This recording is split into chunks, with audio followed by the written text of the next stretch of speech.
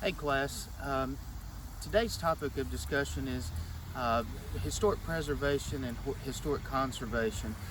Being a part of the local historical society here in the community, it plays a big factor into what I do as a volunteer and as being a part of that historical society.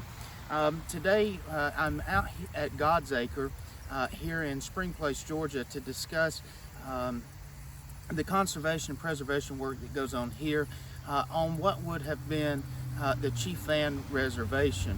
As you can see behind me, we're about a quarter of a mile to the southeast of the Chief Van house, and what's known as what we have recently excavated as God's Acre. Here at God's Acre, this is what would have been the burial grounds for the Moravian mission that was established here in 1801. Not only are the Moravians buried here, but there would have been some Cherokees that were buried here as well, who would have been converted by those Moravians under the watch of the Moravian mission here at Springplace. The site of the mission here was sponsored by Chief Van to minister amongst his people. He also sponsored a school here on this site where he sent his children to. The school would have been run by the Moravians, and amongst the curriculum that would have been taught here would have been reading, writing, mathematics, church or sacred history, geography, and botany, and amongst some other things that would have been and pertain to the local community. It's thought that several Cherokees are also buried here with the missionaries who were converted during the time the mission was at work here in Springplace. So by them being able to be buried here with the Moravians, it shows the significance that the Moravian mission held within the Cherokee community here in North Georgia. As I said, we're about a quarter mile southeast of the Van house on here at God's Acre, and what would have been part of that plantation established by Chief Van around 1803, 1804. To my northeast, the Van house still sits today, and it is a site of historic preservation here in northwest Georgia. The site serves as a symbol of power, evolution, and strength to that of the Cherokee Nation.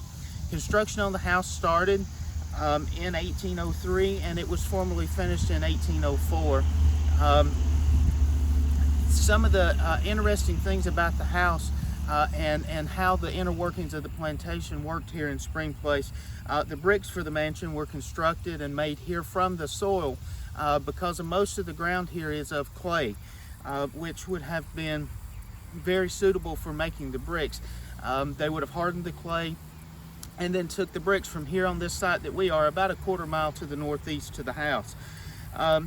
Also, the nails and the iron hardware that would have been used in the construction of the house were formerly made here on site in the blacksmith shop and used in the construction of the house. The house itself is of the federal style architecture. It's a three-story house with the formal dining and drawing room being on the bottom floor, the bedrooms on the second floor, and then on the third floor is where the children have thought to have stayed, just because of the ceiling height, and then the rooms could have been sectioned off for both the boys and the girls.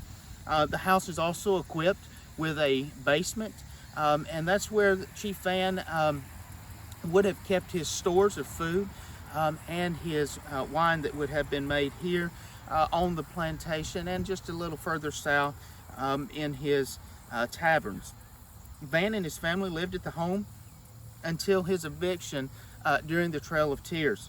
Unlike the majority of the Cherokee who were removed from Georgia during this time period, Van was fortunate enough to be able to uproot his family, his belongings, and move them to Oklahoma due to his wealth that he had established here at the plantation in Georgia. Of course, Van inherited most of his wealth from his father. Van was not the only child, but he was what's known as the favorite son to his father, so he inherited the largest portion, which shows us how he continued to thrive throughout that early part of the 19th century. After he moves from here in Georgia, he is, the Cherokee are uprooted. They're moved to Oklahoma. Van settles again in Weber's Falls, just as he did in Springplace until his death in 1844, when his steamboat, the Lucy Walker, exploded, killing a majority of the passengers and Van himself on the steamboat. So just by him having steamboats, by him having the taverns that he reestablished in Oklahoma, that shows us that not only was he successful here in Springplace, but just as successful there in Oklahoma, because he did reestablish a plantation in Oklahoma. He did rebuild a mansion there as well. It's almost, or it was identical to the one here in Springplace, but unfortunately we lost it to a fire shortly after his death. Talking more about preservation here in the local community and what the local historical society does here. Restoration of the house. The house after Van's death, of course, was sold in the land lottery, and then it was passed through many generations of families up until the time that the state acquired it to complete restoration. Following the removal of the Vans from the plantation in Springplace, those families let the house go into disrepair, and it was not until 1952 when local physician Dr. J.E. Bradford sold the property to the state of Georgia, and then at that time, that's when the house was given attention for restoration. Due to his knowledge and interest in preserving local history, Dr. Bradford agreed to the sale of the home due to his interest in preserving the local staple. In partnership with the local historical society, the Parks and Recreation Department for the state of Georgia agreed to purchase the property and began restoration back to its original state. So everything from the bricks back to the windows, to the paint in the interior, the floors, everything was restored as close to its original nature as possible. Over the years, the house had been converted into several residences. It had served as a storage building and also, unfortunately, served as a makeshift barn for hay storage. So that allowed the house to go into very, very sad state of affairs. And then when the state was able to come in and give their support to the local historical society, we started to see the house become back to what it would have been in its glory years. After 6 long years and dedicated service, the house was restored to its original glory. Today, the mansion still stands, again, as I say, about a quarter of a mile northeast from here, as a beacon for the Cherokee Nation. It tells the story of the nation that once stood at the helm of civilization in the North Georgia mountains. Not only does the house stand in its restored glory today, but much work went into restoring the original detached kitchen for the house, which sits to the right of the house. And the local historical society has done their best to restore many of the outlying cabins that would have been used as slave quarters for Van slaves that would have worked here on the plantation.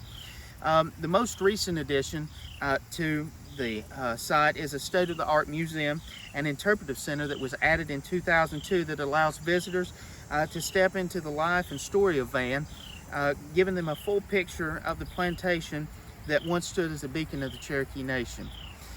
Again, the topic of concern being preservation and restoration, that's a topic that stands near and dear to my heart, just as you see here behind me in the cemetery that we stand in.